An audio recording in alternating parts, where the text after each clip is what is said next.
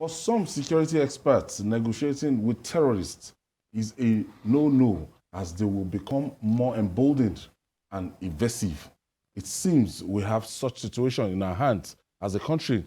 The presidency said negotiation between the federal government and the terrorists for the release of abducted passengers of Abuja-Kaduna train did not yield expected results.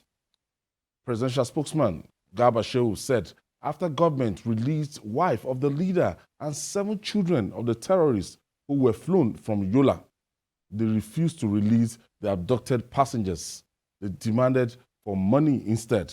Meanwhile, the governor of Kaduna State, Nasiru El-Rufai, have raised an alarm that terrorists are forming a parallel government on permanent operational base in many communities in the states. In a memo to the president, the governor said the terrorists are exercising control over social and economic activities and have perfected plans to make Kaduna Forest their permanent operational base for Northwest Asuko. El-Rufai, this is giving this kind of picture. You know that the situation is really bad. Yeah, exactly. Governor El-Rufai is one of the governors who has always said he will never pay a dime as ransom to release anybody. Again. No, that's you understand? And then he believes in going out there and bombing these bandits wherever they are. In fact, he's against always saying, oh, we have repentant terrorists or whatever. He's one of the people always against it, you know. And now that his state is really, really under attack by these bandits, because the major local government that these guys have operational base is the Biringwari area. And it is just the splinter group of the Boko Haram, which is the Ansaru, who have taken over most communities. And they have not only taken over Ayo, they have turned themselves into another government, whereby if you want to farm, you have to pay them money for them to guide you until you go and farm in so time. They have also made it as a point. Collect taxes. Yes, collect taxes. They have traditional chiefs. For them. They have their own. So the original traditional ruler who is supposed to be there, I'm not sure is going to be there anymore because these guys have taken over the communities. So the government has a lot of work to do. Governor El-Rufai has been saying this, that he needs help. Forget that. I know so many people have been saying, oh, that they have so many military formation in Kaduna. Go there and, dislodge these guys. It takes precision for the military to go there. I know that the federal government knows where these guys are, and they can deal with them. Even recently, they had successes recorded in dealing with these guys. Yes. So them. we should just give them time, be patient with the federal government. I believe that they will decimate these guys. It is just time. Everybody should just give the federal government time. And just like El-Rufai is saying, he knows that if these guys are camped in one particular place in the states, the federal government will not just put boots on the ground immediately. They have to start with the air, and which is they've recorded success. So let them start with that, and then they'll start pushing these guys, and then they will finish them up. The governor said these terrorists are exercising control over social and economic activities and have perfected plans to make Kaduna Forest their permanent operational base. Well, from the two interrelated issues, we can see now that these things that we have been talking about for years are really coming home now. We have lived in this self-denial for a very long time, with the federal government always telling us it won't negotiate with terror, it won't pay ransom. With El-Rufai always condemning those in the state who are saying, especially for southern Kaduna, that place has been taken over since year 2000. Not just now. Today, the Southern Kaduna People's Union said a substantial part that amounts to the size of Abia State has been taken over in that area. And the president of that union, Awemidio Mai Samari, let's see, Chikun local government, Kajure, Kachia, Zango Kataf, Kauru, Lere, Biningwari, and Giwa, all occupied by these people. And in the past, once these people speak, El Rufai will say, no, it is not. That the government is in charge, the military is everywhere, and all the rest. Now he's coming out to say what he has said in the past is no longer so. Why did we have to wait until when these people had serious access and they have consolidated their hold on that state before we moved in? That was how it began in Borno, until we lost most of the local governments to these people. We've taken over a part of it. Now it's Kaduna. And unfortunately, like the analysis BQ has always done on the show, Kaduna Forest linked to Niger. Niger linked all the way to Zamfara. So the first thing would have been not to allow these people to have a hold. If we had prevented the attack on the Kaduna train by listening to when people were shouting that security on that route is porous. They are printed. I can't remember which of the train stations I was some days back. And where we sat, yes, just around the Agege area, if you know Ancilia, the eye clinic, the building is just there, the wall of the building to the train station, to the train track. You can break in and go there. In other countries, these things are not like that. You don't just that is the hospital and the rail track. Yes. This is the wall of the hospital. This is the rail track. You see other residential areas on the other side. Meaning that those people, if anybody wants to do any evil, it's just to get into any of those buildings and attack. In other countries, these things don't happen that way. Jide, before now, the federal government created that impression that they were not negotiating with these people. How come these terrorists, they had to bring the wife, bring 7 of his children, and in spite of it all, that did not go through? Back channel. Well, do you honestly believe that terrorists will go and kidnap people, risk their lives, kidnap people, and release every one of them without being given anything in return? Who does that now? You go and suffer, risk your life, kidnap people, keep them with you for days, refuse to pay, feed them, only to just release all of them. These lies have been told to Nigerians for long, and I have said repeatedly that deals were being made with bandits in exchange for the release of people that they kidnap. Those who did not believe at that time, I wonder what they will be saying now.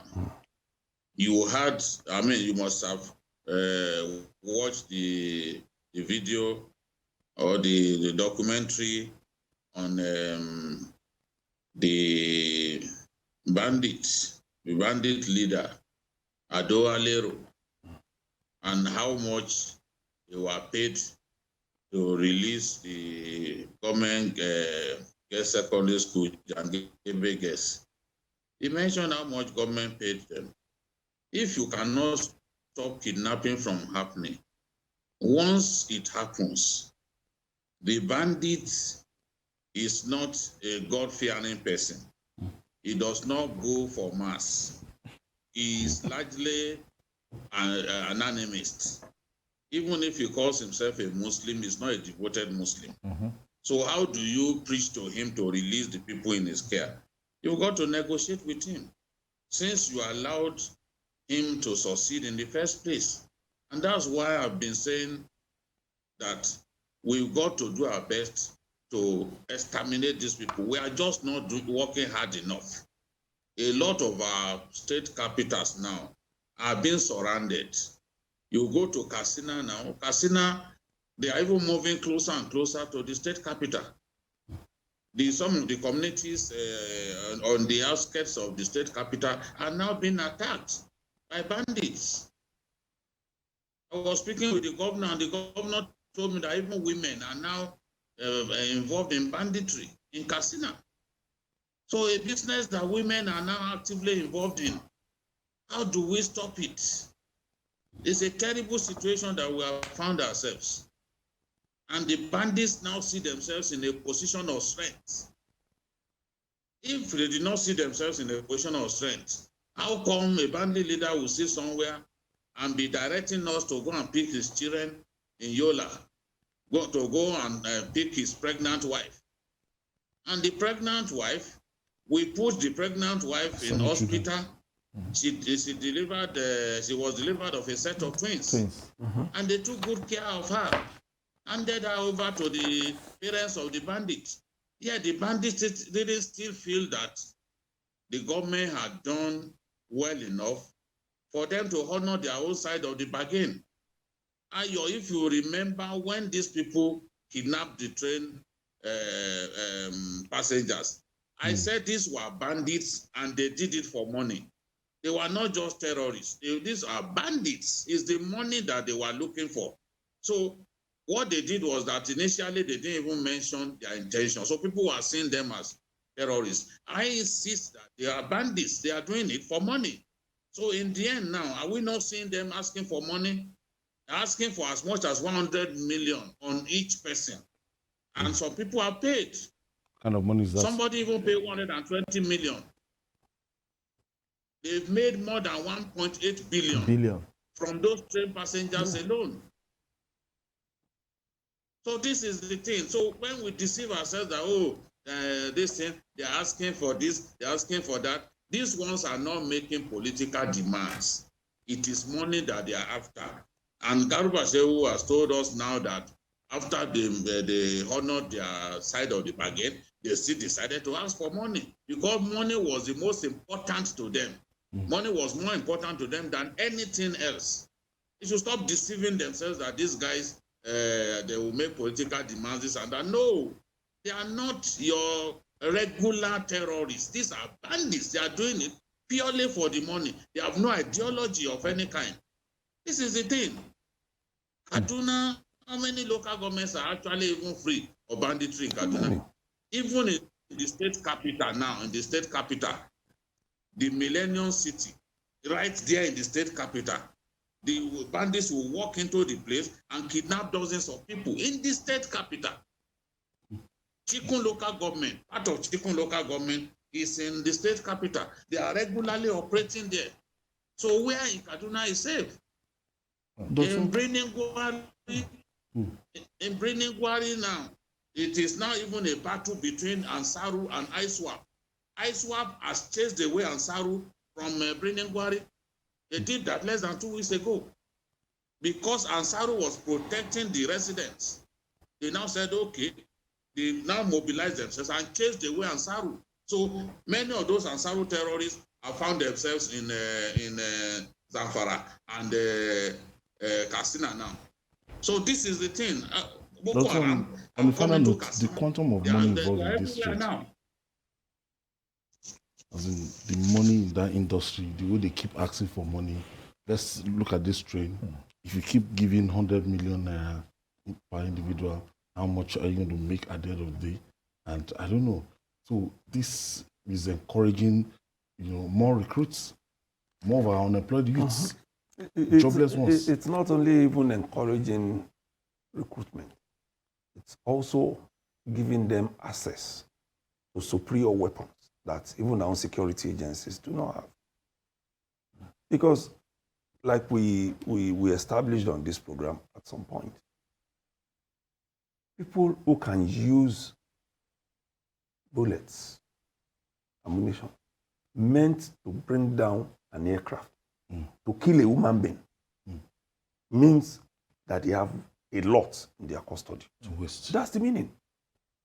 How many do we even have? Look at the one we acquired of recent that could eat a range of over 1 kilometer. It took Nigeria how long to acquire it?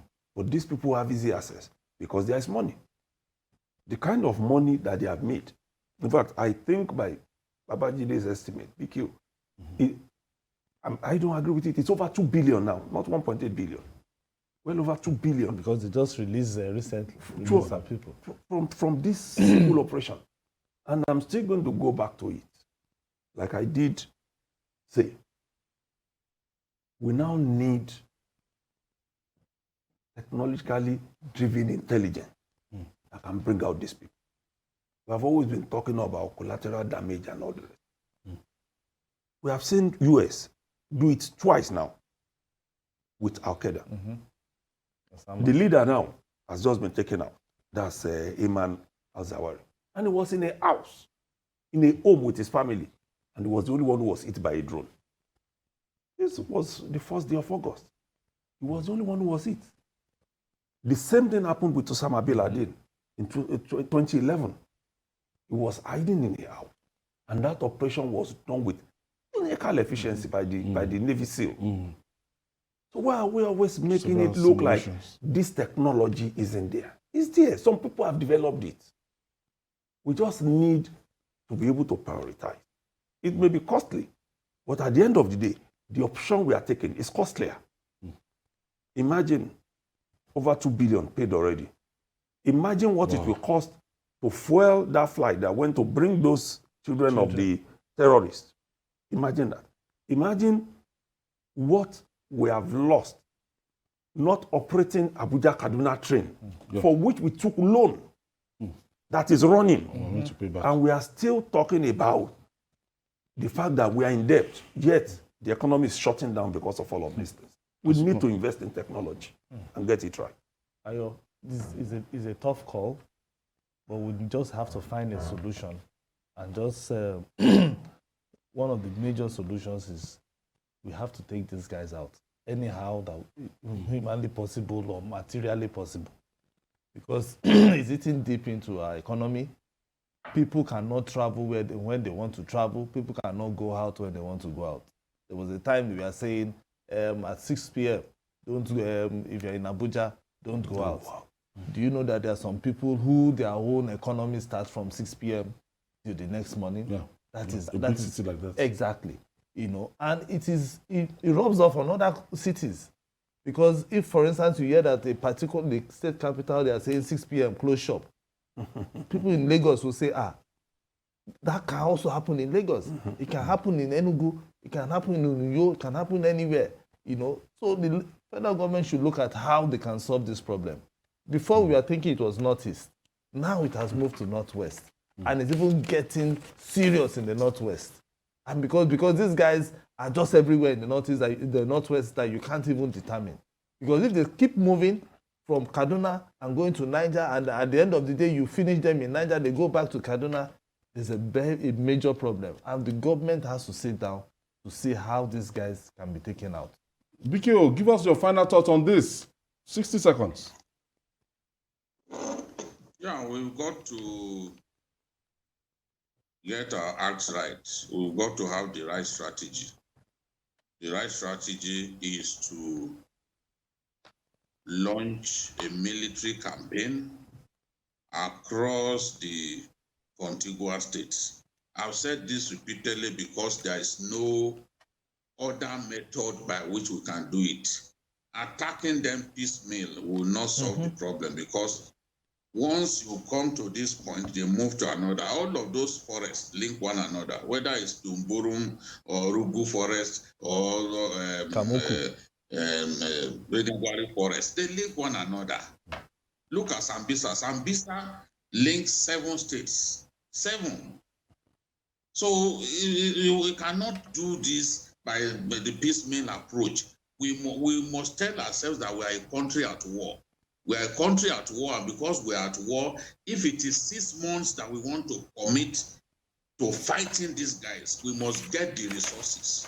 put the resources together and deal decisively with these people. I was told that between 2016 and now, Katsina state government has spent more than 7 billion. 7. No. I'm sure that estimate must be very conservative. Must be very 7 conservative. billion, 2015 to this time. It must be very conservative. Dr. Oladipo, thank you for your contribution. Thank you so much for having me. You.